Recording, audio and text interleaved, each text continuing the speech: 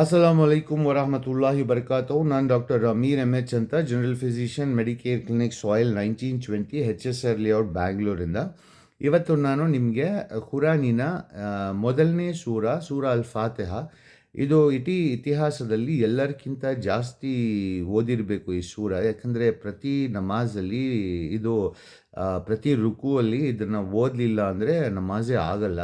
ಇದು ಏನು ಸೂರ ಅಂದರೆ, ಇದು ಹೆಂಗೆ ಇರುತ್ತೆ ಅಂದರೆ, ಅಲ್ಹಮ್ದುಲಿಲ್ಲಾಹಿ ರಬ್ಬಿಲ್ ಆಲಮೀನ್ ಅರ್ರಹ್ಮಾನ್ ರಹೀಮ್ ಮಾಲಿಕಿ ಯೌಮಿದ್ದೀನ್ ಇಯ್ಯಾಕ ನಅಬುದು ವ ಇಯ್ಯಾಕ ನಸ್ತഈನ್ ಇಹ್ದಿನಸ್ ಸಿರಾತಲ್ ಮುಸ್ತಖೀಮ್ ಸಿರಾತಲ್ ಲಜೀನ ಅನ್ಅಮ್ತ ಅಲೈಹಿಮ್ ಗೈರಿಲ್ ಮಗ್ಜೂಬಿ ಅಲೈಹಿಮ್ ವಲಸ್ವಾಲೀನ್. ಅಂದರೆ ದೇವರ ಹೆಸರಲ್ಲಿ ಯಾರು ತುಂಬ ಕರುಣೆ ಅವನು ತೋರಿಸ್ತಾನೆ ನಮಗೆ, ಮತ್ತು ಕೆಲವರಿಗೆ ಮತ್ತು ಸ್ಪಷ್ಟವಾಗಿ ಕರುಣವಾಗಿ ತೋರಿಸ್ತಾರೆ. ಮತ್ತು ಎಲ್ಲ ನಾವು ಹೊಗಳೋದು ದೇವರಿಗೇನೆ. ಈ ಎಲ್ಲ ಪ್ರಪಂಚಗಳ ಮಾಲೀಕ ಅವರೇ. ಅವರು ತುಂಬ ಕರುಣೆ ತೋರಿಸೋರು ಮತ್ತು ಸ್ಪಷ್ಟವಾಗಿ ಕರುಣೆ ತೋರಿಸೋರು. ನಾವು ಸತ್ತ ಮೇಲೆ ನಾವು ಮಾಡಿದ್ದು ಭೂಮಿ ಮೇಲೆ ಕೆಲಸ ಸರಿ ತಪ್ಪು ಅಂತ ನಮಗೆ ಕೇಳೋರು ಅವರೇ. ನಾವು ನಿಮಗೆ ಪ್ರಾರ್ಥನೆ ಮಾಡ್ತೀವಿ, ನಿಮಗೆ ಸಹಾಯವನ್ನು ಕೇಳ್ತೀವಿ, ನೀವೇ ನಮಗೆ ನೇರ ದಾರಿ ತೋರಿಸೋರು. ನೇರ ದಾರಿ ಯಾವುದಂದರೆ, ಯಾವುದರಲ್ಲಿ ನಿಮ್ಮದು ಆಶೀರ್ವಾದ ಇರುತ್ತೆ ಮತ್ತು ಯಾವುದರಲ್ಲಿ ನೀವು ನಮ್ಮ ಮೇಲೆ ಕೋಪವನ್ನು ತೋರಿಸಲ್ಲ.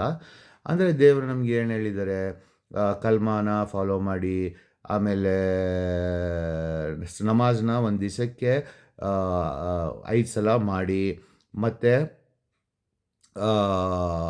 ಉಪವಾಸನ ಇಟ್ಕೊಳ್ಳಿ ರಂಜಾನಲ್ಲಿ. ಮತ್ತು ನೀವೇನು ದುಡಿತೀರ ಪ್ರತಿ ವರ್ಷ ಅದರಲ್ಲಿ 2.5% ಭಾಗ ದಾನ ಮಾಡಿ. ಮತ್ತು ನಿಮಗೆ ವ್ಯವಸ್ಥೆ ಆದರೆ ಉಮ್ರಾ ಹಜ್ ಹೋಗಿಬಿಟ್ಟು ತೀರ್ಥ ಮಾಡ್ಕೊಂಡು ಬಂದು ಅಂತ ದೇವರು ತುಂಬ ಹೇಳಿದ್ದಾರೆ. ತುಂಬ ಏನೇನು ಮಾಡಬೇಕಂತ ಹೇಳಿದ್ದಾರೆ. ಬಟ್ ಇದು ಡೈಲಿ ಲೈಫಲ್ಲಿ ಮಿನಿಮಮ್ ಇದನ್ನು ಮಾಡ್ತಾ ಇರಬೇಕು. ಇದರಿಂದ ಏನಾಗುತ್ತೆ ಅಂದರೆ, ನಾವು ನಮ್ಮಲ್ಲಿ ಒಂದು ಪರಿಪೂರ್ಣ ಕಂಟ್ರೋಲ್ ಬರುತ್ತೆ, ನಮ್ಮ ಮನಸ್ಸು ಪರಿಪೂರ್ಣವಾಗಿ ನಡ್ಕೊಳ್ಳುತ್ತೆ. ಇದರಿಂದ ಏನಾಗಿದೆ, ನಾವು ಒಬ್ಬರ ಜೊತೆ ಹೆಂಗೆ ನಡ್ಕೊಳ್ತೀವಿ, ನಾವು ಹೆಂಗೆ ಸಮಾಜದಲ್ಲಿ ಒಬ್ಬರೊಬ್ಬರ ಜೊತೆ ನಡ್ಕೊಳ್ಬೇಕು, ಇದು ತುಂಬ ಪರಿಪೂರ್ಣವಾಗಿ ರೂಪ ಹೊರಗೆ ಬರುತ್ತೆ.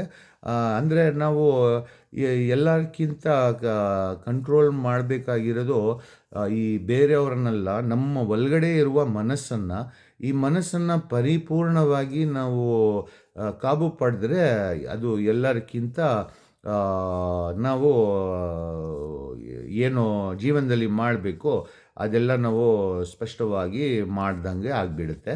ಸೊ ದಯವಿಟ್ಟು ಇದನ್ನು ಲೈಕ್, ಶೇರ್, ಸಬ್ಸ್ಕ್ರೈಬ್ ಮಾಡಿ. ಜಜಾಕುಲ್ಲಾಹು ಖೈರ್. ಧನ್ಯವಾದಗಳು.